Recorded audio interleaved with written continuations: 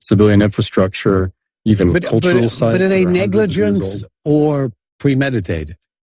Because negligence gives Pete Hegseth the way out. He can't be prosecuted for war crimes, as if anyone cares about war crime prosecutions anyway, after the Gaza genocide. But is it negligence? Well, I'll say, there's a thing in international law called willful recklessness, which, Israel also falls under in its operations in Gaza and elsewhere, where, if you display recklessness and negligence as a pattern, that can also be a war crime, even if you are not so-called intentionally going out and targeting all these civilians and civilian infrastructure, right?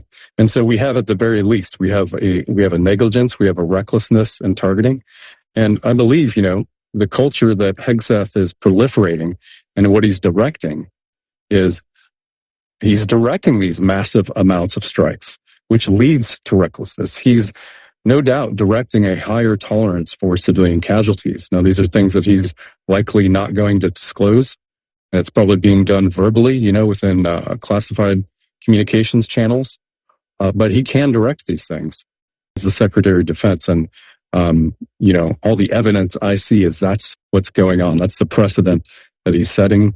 And this is the guidance that he's giving to the force. And somehow our senior military leadership, is bending the knee and carrying out any order Hegseth is directing, no matter how illegal, unconstitutional, or unethical or immoral.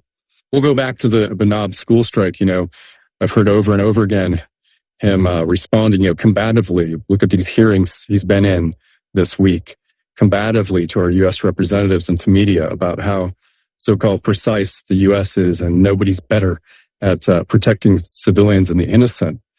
I would argue that